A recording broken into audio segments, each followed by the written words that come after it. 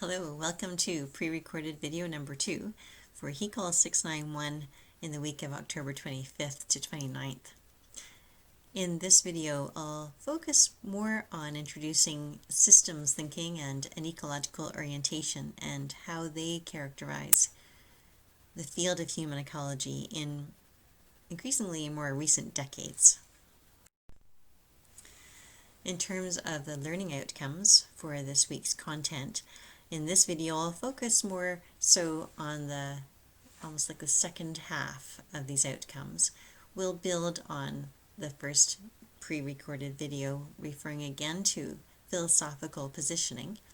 And then I invite you to reflect with how you are thinking with and reflecting with the content for this week and beginning to identify a working definition of human ecology and how is that fitting with this video and what I'm highlighting here too.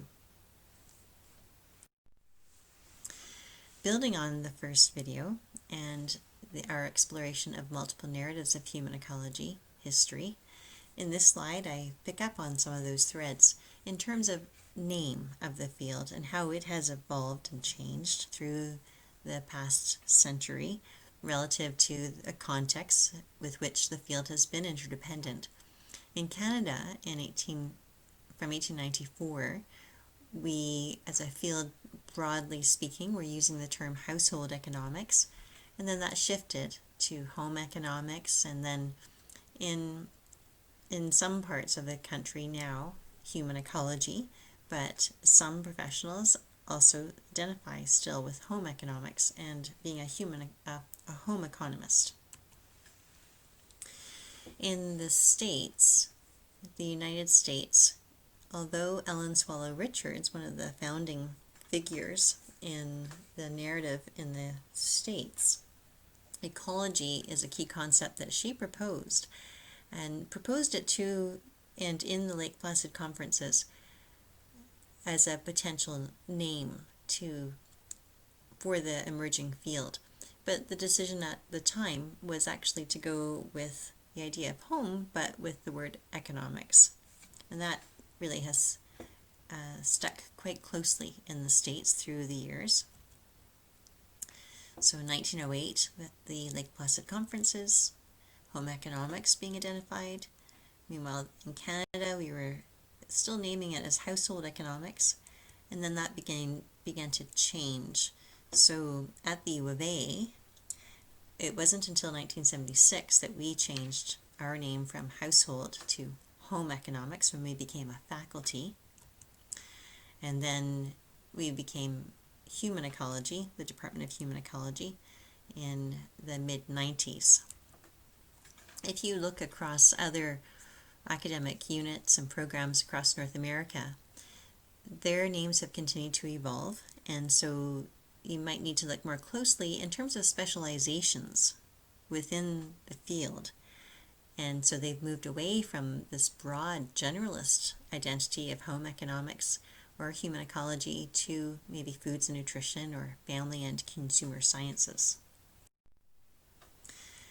At the U of A, in the 1990s, as we were moving from being quite a large academic unit as a faculty to becoming a smaller unit, a department, we also were reflecting with an ecological lens across the different research programs and the courses within the unit.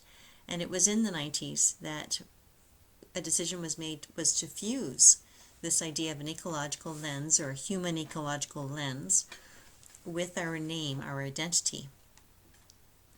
And so at the time, the idea of a human ecology perspective was used by home economists, and we brought those two things together. And that, according to Betty Crown, in a conversation with her a few years ago, she was dean of the unit at the time. A lot of soul searching went on around the name, and that it's really an identity conversation, and they decided to go with human ecology. I quite identify with and appreciate that decision because I think I identify with this ecological lens quite strongly and with an eco-centered philosophical orientation. So even as the name changed, it was changing relative to a shift in philosophy, which continues still. When home economics was organized as a field in the 1890s and early 1900s, the ideology of the time was characterized by an egocentricity. It was part of a capitalist, market-oriented, industrializing, urbanizing time, that progressive era. And it was characterized, and egocentricity still is characterized, as understanding people as objects that work like machines, that they can be manipulated, controlled, and there's an assumption of conformity to society in terms of that kind of worldview. It's a worldview also characterized, and you'll see in the quotation near the base of the screen, management. So a technocratic, instrumental, individualist, materialist, patriarchal, assimilationist ideologies. Although Ellen Swallow Richards in those very early years in the 1890s was proposing ecology as a key concept, it wasn't until the ecological revolution in the early 1970s and Dr. Eleanor Vane's putting forward the need to revisit the concept of ecology as something that really could unify us as a field and would be associated with a different worldview or paradigm, an eco-centered philosophical lens, characterized by being ethics and values driven, by social justice, by transformation, and seeing the world and down to the details of everyday life as wholes, holistically, and being characterized by cooperation, collaboration, respect, conscious actions that help promote the common good. Ayala Johnson, my colleague in British Columbia, offers this observation, though, that through this century, our field actually has been characterized by contradictory values, value conflicts in a way, and that these contradictory value orientations between ecology and management have contributed to ideological confusion right from the very beginning of our time as a field. Following Dr. Vane's lead, invitation, encouragement for the field to consider ecology again, increasingly I perceive an ecological consciousness that has been characterizing how we understand the field and everyday life, that holistic lens. And so I work with this concept, ecological consciousness, informed by Peter Att, who are in turn informed by Vane's. So this state of being aware of how one is related in independent ways to other living organisms in various environments or contexts. It's an eco-centered view. And it seems in this time in which increasingly Canadian society is trying to reconcile, to listen to the truths of the Indigenous peoples of this land, to develop our paths as individuals, as families, as groups, as communities. As an individual myself, living in this place that is Treaty 6 lands, and reflecting on how is it that I study and teach human ecology about near environments and everyday life. This eco-centered philosophical orientation is really helpful for understanding that multiple ways of knowing are required in this field. And one way to think about multiple ways of knowing is the idea of generalist knowledge and specialist knowledge, and that we need both to study complex issues. And those are only two examples of many ways of knowing that contribute to holistic views of the interdependence of all living systems, individuals and families with Earth. Systems thinking is another way of knowing that's part of an eco-centered philosophical orientation. And even our increasing adoption of systems thinking, with its roots going back to Ellen Swallow Richards in the 1890s and her concept of ecology. So it's been this thread that has kind of become more prominent and less prominent through the years. That is related to systems thinking. Even now, I think that as reflective practitioners in human ecology, we continue to fine-tune and enhance our understanding of systems thinking. Most recently being a colleague, Carlos Fiorentino, who completed his doctoral work in 2019 in the department, prompts us to even think about how to shift from anthropocentric systems thinking to biocentered models. But first, this generalism and specialization narrative of the field. It really is shaped with a Eurocentric lens. And so going back to Europe, the 1300s to the 1600s, what has been called the Renaissance era, the idea that to have many areas of knowledge was something to be valued, that particularly it would be men who would be Renaissance men, and that was celebrated, to have many areas of knowledge. It was the time where theory and practice and philosophy in terms of European development, societal development at the time, was all happening around then. In the 1700s, with what has been called the Age of Reason and Enlightenment, the scientific revolution, there was a shift into thinking less about trying to be well read across many areas of knowledge to deepening knowledge in particular ways. So thinking in terms of cause and effect, linearity, and specialization. And so with the Industrial Revolution then into the 1800s, the idea of becoming a specialist, an expert in a particular area of knowledge, that was what was celebrated and valued and really characterized the development of post-secondary education and research in the early 1900s. And again, U of A, 1908 was established. 1918, the Department of Household Economics was established, and Miss Mabel Patrick was hired to offer courses that would educate household economic professionals, experts. The idea of specializations continued even more so in the past century, from being an expert in home economics to becoming experts within sub-professions within home economics, or specializations.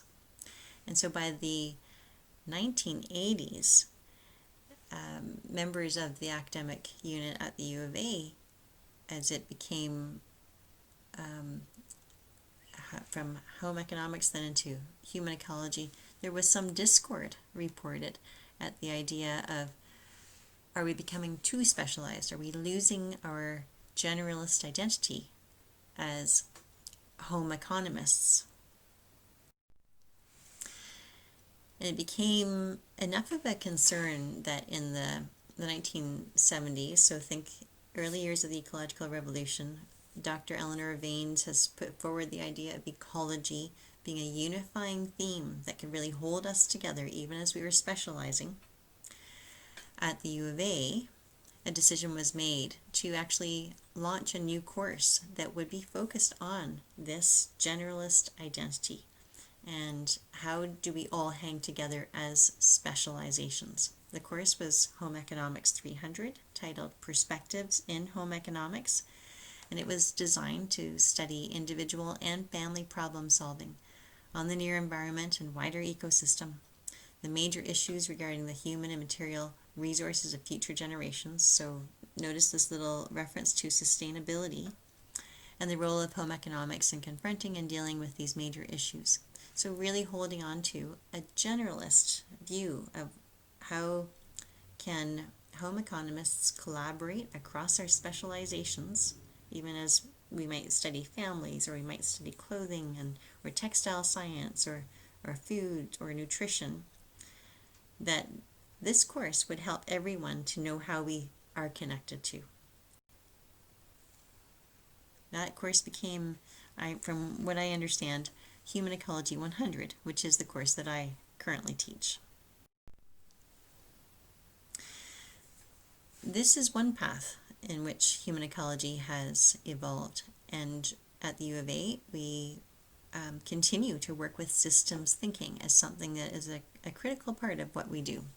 However, as Buboltz and Sontag wrote in 1993, not all human ecologists agree that application of systems theory is essential to human ecology. But we do. And so in our week together in HECOL 691, this is why we do pause and reflect with systems thinking, with ecological orientation, because it is an intentional choice that we choose to work with systems concepts.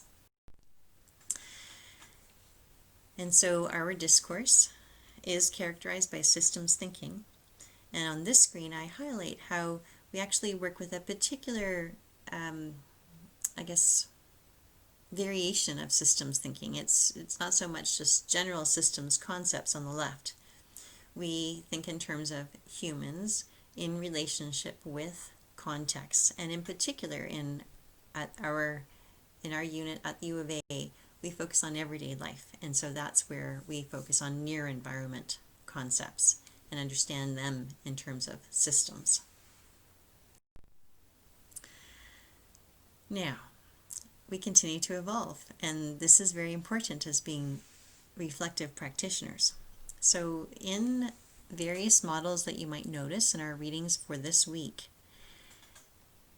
my colleague Carlos Fiorentino, in his doctoral work, has observed that our systems models have tended to be anthropocentric, placing individuals and families at the center of our models, which are often represented in these concentric circles. Individuals and families relative to the contexts or environments with which they are interdependent. However, really, are anthropocentric models sufficient? Carlos Fiorentino has written about systems models created by human ecologists as having tended to put humans at the center of relevance, or make them anthropocentric. And he invites us to enhance our understanding of placing life at the center of relevance, making our models more biocentered. So we're still supporting and recognizing the importance of studying human development and well-being as part of centers of systems, but they're not the whole story. They're not necessarily well represented at the center of things. Dr. Eleanor Vaines, who again is the same scholar who put forward ecology as a concept that could unite us, to remind us how do we hang together as a field, created this spheres of influence map in the 1990s. And I now in hindsight realize, oh, this is more biocentered, less anthropocentric. And I find it very helpful, and I'm inspired by it. This on the left is a description of how she was thinking at the time about the spheres of influence, and how it was a view that could extend the meaning of ecology to include the integration of knowing, seeing, being, doing, caring. And how could that guide human ecologists? But she didn't stop there. She continued to do important conceptual work, and so then created this second version of the spheres of influence map. And notice again, it's biocentered, it's not anthropocentric. She continues to think in these terms, and so is an inspiration about How is it that we can work with bio-centered ways of understanding everyday life, helping individuals to meet their needs, helping families to meet their needs, and to draw on the resources and strengths that they have? How can we use bio-centered models, systems models still, to guide us? It seems fitting that in the ecological revolution we continue to evolve, and even as some people might describe our time as a great unraveling with so much upheaval, as described on the left, Joanna Macy describes that this could be a time of great turning, that we reflect and make choices about working in sustainable, life-sustaining ways, and that will require shifts in consciousness. So Joanna Macy is a systems thinker broadly. What could that mean for human ecologists? Well, we have already been shifting from an egocentricity into an ecocentricity. Throughout the years, we've understood ourselves as change agents. Initially, as expert professionals with an egocentric philosophy.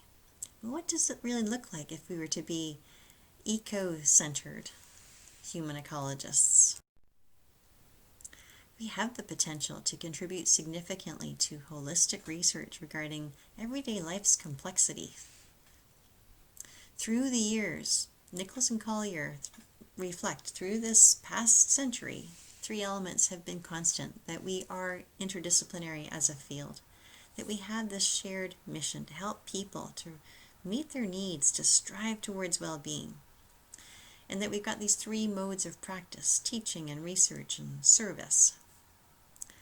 I invite you to consider, what does it mean to be studying human ecology in 2020 in the world as we know it with Earth? And what does it mean to consider stepping into this field with a demonstrated openness to participate in this ongoing reflection, ongoing effort to learn with cultural humility how to help others strive for well-being? Thank you.